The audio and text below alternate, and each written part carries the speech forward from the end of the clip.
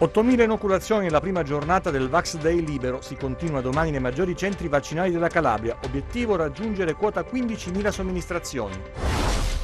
Il gran caldo non ferma l'attività dei partiti che puntano a conquistare l'attenzione e il sostegno dei cittadini calabresi. Ci sono ancora molti problemi da risolvere, specialmente nel centro-sinistra, in fibrillazione dopo la rottura tra Grillo e Conte. Di droga si parla poco, ma si continua a morire. Oggi la 37esima giornata internazionale promossa dalle Nazioni Unite, incontro dibattito al centro Il Delfino di Castiglione Cosentino. Anche quest'anno il torneo di calcio in memoria del piccolo Dodò, il bimbo di 11 anni ucciso nel 2009 da un killer per errore mentre giocava a calcetto. Cosenza ricorda Guglielmo e Anna Maria Nucci, padre e figlia. Entrambi furono parlamentari della Repubblica Italiana. A loro è stato intitolato il primo tratto di via Simonetta. Buonasera dalla redazione del TG10, le vaccinazioni in primo piano. È iniziato oggi il weekend dedicato alle vaccinazioni libere, senza cioè prenotarsi in piattaforma. Sono i maggiori centri vaccinali quelli coinvolti. L'obiettivo è superare nella 2 giorni quota 15.000 somministrazioni. È cominciata stamattina da 2 giorni che prevede la somministrazione libera dei vaccini, vale a dire senza alcun passaggio dalla piattaforma. I primi dati sembrano essere incoraggianti, visto che solo in mattinata sono state inoculate 8.000 dosi nei centri vaccinali autorizzati a questo evento speciale, 3.000 in più rispetto al dato fatto registrare nella giornata di ieri. L'obiettivo è il raggiungimento di quota 15.000 tra oggi e domani. Gran parte delle inoculazioni è stata effettuata nell'area centro-sud della Calabria, scarsa invece l'affluenza nei centri abilitati del Cosentino, anche perché, fanno sapere dalla Protezione Civile, la provincia Abruzia è avanti rispetto alle altre per numero di vaccinazioni. Per esempio, negli ultimi 2 giorni nel centro vaccinale di Lattarico sono state effettuate 2.500 vaccinazioni. Oggi è un giorno particolare, capita almeno una volta al mese di dare questa grande possibilità a tutti di potersi vaccinare qui da noi anche senza prenotazione e teoricamente e poi anche praticamente con qualsiasi tipologia di vaccini. Abbiamo anche in corso oggi i richiami perché l'affluenza è stata ed è sempre abbastanza numerosa. Noi medici vaccinatori apprezziamo tutti i giorni gli enormi sacrifici che fa l'amministrazione comunale nel sorreggere, comportarci e mantenere questo centro di eccellenza. Il servizio, l'opera sociale che noi stiamo effettuando veramente non ha prezzo. Sono 518.000 i calabresi vaccinati con prima e seconda dose o con un monodose come il Johnson. Cresce quindi il numero delle persone immunizzate e il bollettino oggi ci restituisce numeri abbastanza positivi, in particolare il fatto che non si registra alcuna vittima nelle ultime 24 ore. In Calabria ad oggi sono stati sottoposti a test 925.269 soggetti, più 2.042 rispetto a ieri. Le persone risultate positive al coronavirus sono 68.869, più 37 rispetto a ieri. I casi confermati oggi sono così suddivisi: Cosenza 11, Catanzaro 1, Crotone 2, Vibo Valentia 1, Reggio Calabria 16, da altra regione sottoestero 6. I ricoveri sul territorio regionale ad oggi sono 65 nei reparti di malattie infettive e 7 nelle terapie intensive. Nessuna vittima nelle ultime 24 ore, 1.224 in totale dall'inizio della pandemia. La politica adesso, il gran caldo non ferma l'attività dei partiti che puntano a conquistare attenzione e sostegno dei cittadini calabresi. Sono ancora molti problemi da risolvere, specialmente nel centrosinistra, in fibrillazione dopo la rottura tra Grillo e Conte. Tanzi conferma la sua vocazione da battitore libero, per le regionali si è svincolato da De Magistris e per le comunali di Cosenza non ha intenzione di cambiare registro. Il suo Tesoro Calabria procederà lungo la linea politica tracciata, niente accordi e niente alleanze. Il primo obiettivo è rappresentato dalle elezioni regionali. È qui che Carlo Tanzi si sta spendendo molto, non risparmiandosi in viaggi e incontri per la Calabria. Più o meno, al netto delle differenze, il viatico che ha ha intrapreso la candidata del centrosinistra Maria Antonietta Ventura. In questo caso il viaggio è all'interno della coalizione, non solo tra le varie anime del PD, le meno propense a sposare il progetto, ma anche tra le fila degli alleati, quel Movimento 5 Stelle che anche in Calabria sta risentendo dello strappo Grillo-Conte. La forte contrapposizione determinerà forti scossoni all'interno dei pentastellati. Cosa potrà fare la Ventura per tamponare? È difficile prevederlo adesso, ci vorrà ancora altro tempo per capire. Nessuna difficoltà allo Stato per Roberto Occhiuto, che sta già lavorando alle liste, avendo dalla sua il pieno consenso dei partiti che lo sostengono. Insomma, qui fila tutto liscio. Sguardo rivolto anche al sindaco di Napoli De Magistris, che si sta muovendo molto, partecipando alle molteplici iniziative programmate sull'intero territorio calabrese, raccontando la sua primavera calabrese. Nessun passo indietro del candidato di Italia Viva, Ernesto Magorno, che dopo aver attaccato l'accordo PD Movimento 5 Stelle lancia l'idea delle liste socialiste, e non è un caso se, proprio oggi, sarà ospite di Diamante il segretario nazionale del Partito Socialista Riccardo Nencini. Stanno scivolando un po' in sordina le elezioni regionali fissate in Calabria per ottobre. Ovviamente vanno in secondo piano rispetto ai problemi che ci ha creato la pandemia, alla voglia delle persone di tornare a una vita normale, alle ansie e alle preoccupazioni legate ai vaccini e all'incertezza per quello che succederà in autunno rispetto anche alle varianti del virus. Eppure ad ottobre torniamo a votare e molti vedono in questa data un'occasione storica per la Calabria. Infatti indicano i fondi che arriveranno col Recovery Fund, col PNRR, come la soluzione a tanti dei mali della nostra terra, a partire per esempio da un sistema sanitario che deve essere più efficiente, da un sistema di raccolta dei rifiuti, da un sistema di acqua pubblica che deve essere completamente riformato. Sotto questo aspetto diciamo che la griglia di partenza dei candidati è già ben consolidata, con il centrodestra che presenta in maniera compatta Roberto Occhiuto. La novità politica della settimana invece arriva dal centrosinistra, dove la candidata Maria Antonietta Ventura sta cercando di cucire gli strappi creati dal modo in cui si è arrivati alla sua candidatura. I giorni scorsi ha incontrato le donne, altri incontri sono in programma, ma mentre la Ventura cerca di ricucire da un lato, dall'altro la coalizione gli si rompe. La novità della settimana infatti è Beppe Grillo, che ha deciso di riprendersi il pallone e di non far giocare più Giuseppe Conte, dicendo appunto che lui è il fondatore del movimento. Quali saranno le ripercussioni di questa vicenda sulla scelta della Ventura è ancora presto da capire, perché i soliti ben informati parlano di diplomazia al lavoro per ricucire lo strappo fra Conte e Grillo, ma i margini sono davvero molto, molto stretti. Dall'altro lato Luigi De Magistris continua sostanzialmente in solitaria la sua campagna elettorale, continuando a incontrare persone sul territorio, però resta l'incognita di quante liste e che tipo di liste riuscirà a mettere su. Insomma, il voto è ancora lontano e nulla va dato per scontato.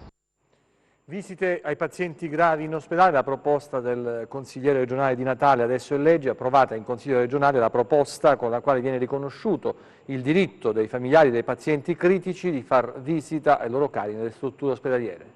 È legge, finalmente i familiari hanno il diritto di visitare i loro cari nelle strutture ospedaliere. Tanta gente è morta senza aver avuto neanche l'ultima carezza. Tante altre persone sono in questo momento nelle strutture, nei nostri ospedali, senza avere il conforto dei loro cari. Da oggi è possibile per i familiari far visita ai propri cari, a chi sta attraversando un periodo di sofferenza. E questa è una legge che è stata appena approvata dal Consiglio regionale, che io definisco una legge di civiltà a difesa dei diritti. Di droga si parla poco, ma si continua a morire. Oggi la 37esima giornata internazionale promossa dalle Nazioni Unite, incontro dibattito al centro Il Delfino di Castiglione Cosentino. Oggi si celebra la 37esima giornata internazionale contro il consumo e il traffico illecito di sostanze stupefacenti indetta dalle Nazioni Unite. A Castiglione Cosentino il Centro di Solidarietà Il Delfino ha organizzato un incontro per ribadire l'importanza di parlare di droga, dei danni che provoca. Lo slogan scelto quest'anno dalle Nazioni Unite è «L'informazione salva la vita», già perché di droga si continua a morire e il fenomeno continua a rappresentare una vera e propria emergenza sociale. Nel corso almeno almeno degli ultimi 20 anni purtroppo è stato dimenticato, messo da parte, anzi dobbiamo dire con diciamo, anche un certo rammarico, ormai conviviamo con le droghe come se queste diciamo, non producessero alcun problema. In verità invece abbiamo scoperto anche durante questa pandemia da Covid che le droghe hanno continuato a mietere vittime, hanno continuato a diffondersi ed oggi abbiamo una diversificazione di uso delle droghe per cui il fenomeno è diventato anche più difficile, più complesso da gestire. La prima grande preoccupazione è che se ne parli, perché se ne parla troppo poco. La seconda grande preoccupazione è che gli operatori siano messi al centro della riflessione di tutta la società, e la terza grande preoccupazione è che lo Stato si renda conto che prendere in mano questo problema e cercare di affrontarlo è una delle poche strade che vale la pena di percorrere. Presente all'incontro anche il commissario dell'ASP di Cosenza, Vincenzo La Regina. Io penso che l'azienda sanitaria è un suo dovere essere presente, perché deve sostenere questi ragazzi che hanno vissuto un disagio importante che poi li ha condotti a questo vizio. Quando dico che deve, perché le aziende devono anche assolutamente prendere in carico il disagio, intercettare il disagio e se possibile curare il disagio. E quindi ringrazio anche la mia struttura del SERD che ogni anno partecipa a questa manifestazione e che ha voluto che la direzione generale fosse presente. Io ho detto ai ragazzi che siamo vicini a loro e che per qualsiasi cosa l'azienda può e deve insomma fare in modo da far uscire questi ragazzi da questo inferno. È sempre vivo nel cuore dei calabresi il ricordo del piccolo Dodò, il bimbo di 11 anni ucciso nel 2009 a Crotone mentre stava giocando a calcetto da un killer che lo colpì naturalmente per errore. E anche quest'anno si è tenuto un torneo di calcio in sua memoria. Si chiama Liberi di giocare, della manifestazione in memoria del piccolo Dodò Gabriele, il bimbo di 11 anni che il 25 giugno del 2009 fu colpito per errore dai proiettili sparati da un killer, una giovane vittima innocente di un'esecuzione mafiosa. Il fatto avvenne sui campetti di località Margherita. Da allora, proprio nel luogo della tragedia, Dodò viene ricordato ogni anno con un torneo di calcio e quest'anno in campo le formazioni esordienti di Crotone e Catanzaro, un match all'ultimo respiro risolto soltanto calci di rigore e che ha visto la formazione rossoblù avere la meglio. Ad assistere alla partita i genitori di Dodò che, rivolgendosi ai ragazzi, hanno detto: giocate con Dodò nel cuore, voi potete continuare ad inseguire i vostri sogni, fatelo anche per lui che invece purtroppo non può più farlo, siete voi che ci date la forza per andare avanti. Qui quando arrivi qua ricordi proprio perfettamente quella sera che è successo il fatto, ma questa ferita che è sempre aperta, perché può passare il tempo che vuole ma non si rimargina mai. E niente, siamo qua, voglio ringraziare a tutti, ma veramente di cuore, perché ogni 25 giorni Dodò viene ricordato in questo torneo di calcio. L'anno scorso siamo stati fermi per motivo di Covid, oggi siamo ritornati. Il messaggio che manda ai ragazzi è di giocare, divertirsi, giocare col cuore. La gioia di vedere i bambini giocare, questo sì, perché rivedo il mio bambino, il mio Dodò, che gioca insieme a loro, però per me è una cosa veramente assurda non poter vedere personalmente e fisicamente il mio figlio giocare. Ora parliamo di un progetto promosso dalla Fondazione Lanzino, un percorso di assistenza digitale per imparare ad usare i principali sistemi informatici, destinato a 14 giovani donne. Vediamo. Quando avete ritrovate voi stesse, sappiate che siete libere e forti.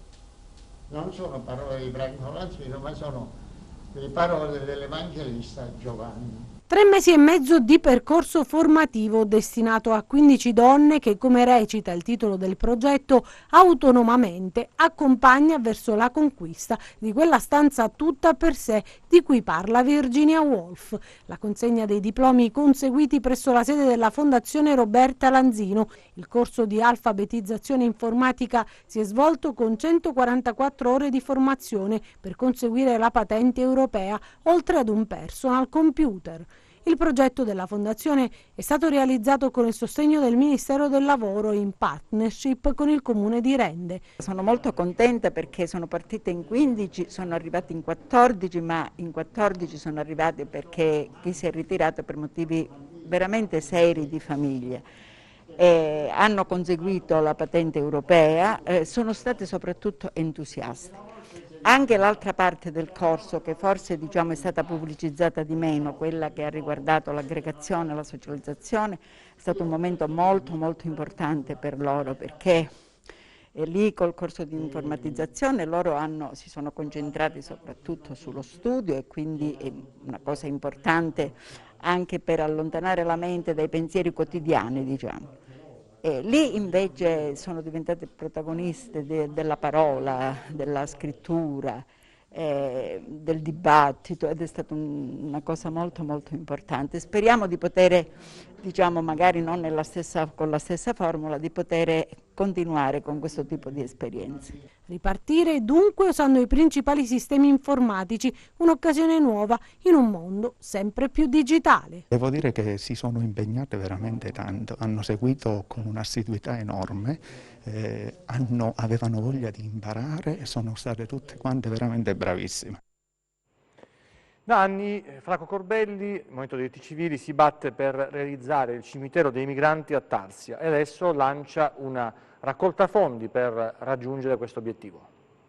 L'appello che oggi rivolgiamo qui, da questo luogo simbolo della grande opera umanitaria, è un appello rivolto alle istituzioni italiane e a quelle europee, dal Presidente della Repubblica, al Presidente della Camera, del Senato, al Premier, ma non come contributo personale. Chiediamo un contributo delle istituzioni, così come lo chiediamo all'Europa, alla Commissione europea, lo chiediamo al Parlamento europeo, ai due grandi paesi dell'Unione, alla Francia e alla Germania. Perché? Perché questa è un'opera, una grande opera umanitaria che non appartiene certo ad una piccola comunità o ad una regione, ma è un'opera che appartiene all'umanità intera. Ecco perché noi ci aspettiamo questo aiuto, perché possa essere presto ultimata questa opera del cimitero internazionale dei migranti, conosciuta e apprezzata in tutto il mondo. L'appello in particolare, lasciatemelo dire, è rivolto anche alla Chiesa, è rivolto a Papa Francesco, che so che ha sempre apprezzato questa grande iniziativa e questo progetto umanitario, e sono certo che anche in questa occasione ci sarà vicino, ci darà il suo aiuto.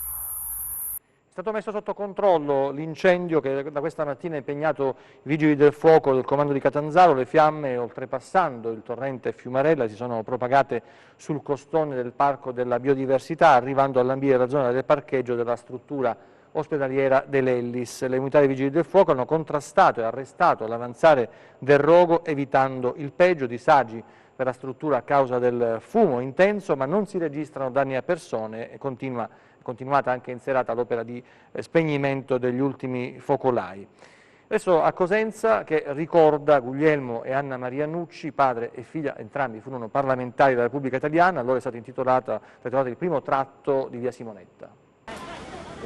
L'ha fortemente voluta il sindaco Mario Chiuto, l'intitolazione di una strada a Guglielmo e Anna Maria Nucci, proprio quella strada su cui si affaccia la casa della famiglia Nucci, un segno di gratitudine per quello che in politica ma anche nella società hanno lasciato alla città padre e figlia, entrambi a lungo parlamentari. Alla cerimonia erano presenti i parenti ma anche tanti volti noti della politica cosentina e calabrese. La città è come un libro di pietra dove le migliori pagine le fanno le persone che vivono nel nostro territorio, e queste persone sono state impegnate non solo nella politica ma anche nella comunità, e anche il Presidente della Repubblica oggi ha voluto tributare attraverso una lettera che ha mandato al sindaco, questo grande impegno. Personalità che hanno fatto onore alla città di Cosenza, così le definisce il presidente Mattarella nella sua lettera. Il marito di Anna Maria Nucci, l'ingegnere Franco Mauro, la ricorda con un aneddoto. Mi diceva sempre, nelle istituzioni ci devi andare da imparata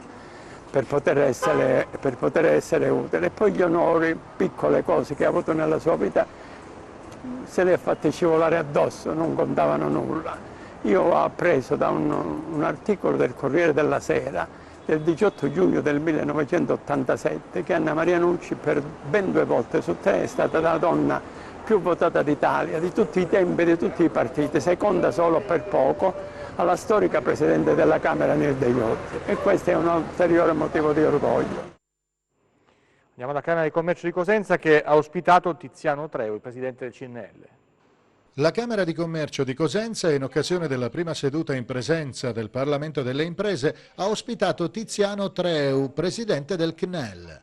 Al dibattito, ricco di spunti per la futura programmazione strategica delle imprese della Camera di Commercio e degli altri corpi intermedi del territorio, sono intervenuti 10 rappresentanti delle realtà produttive locali selezionati dalle rispettive associazioni di categoria. Nel corso della seduta sono stati affrontati con passione e competenza temi importanti come lavoro, diritti umani, ambiente e lotta alla corruzione. Ci sono 2 grandi sfide che però vengono sostenute anche da queste risorse del piano nazionale, cioè una, affrontare la nuova economia, che è un'economia non più come quella del passato, un'economia digitale, un'economia verde che fa bene a tutti, e da un'altra parte vincere le diseguaglianze che sono accumulate nel passato, in modo che questa transizione energetica e verde sia giusta. Questo lo dice anche l'Europa. E quindi per questo bisogna fare tutti la nostra parte, non solo lo Stato, le istituzioni, ma i corpi intermedi. E qui c'era questa enfasi giusta sul ruolo dei corpi intermedi, che sono delle realtà in cui la società dimostra che può contribuire a raggiungere questi risultati nuovi. Però anche i corpi intermedi devono adeguarsi, cambiare la mentalità, cioè le imprese devono anche innovare, i sindacati pure, solo così cominciamo questo cammino. Noi siamo una cerniera tra il mondo delle imprese e la società, questo è da sempre, non peraltro al Parlamento delle imprese oggi hanno partecipato i presidenti degli ordini dei medici, i presidenti degli ordini degli avvocati, i presidenti degli ordini degli infermieri, questa è la nostra cerniera del mondo delle imprese nei confronti della società. Le imprese non si deve chiudere a se stesso, perché altrimenti poi ci sono degli errori che abbiamo già commessi. Oggi dobbiamo fare una grande squadra paese. Vediamo le previsioni del tempo per le prossime ore.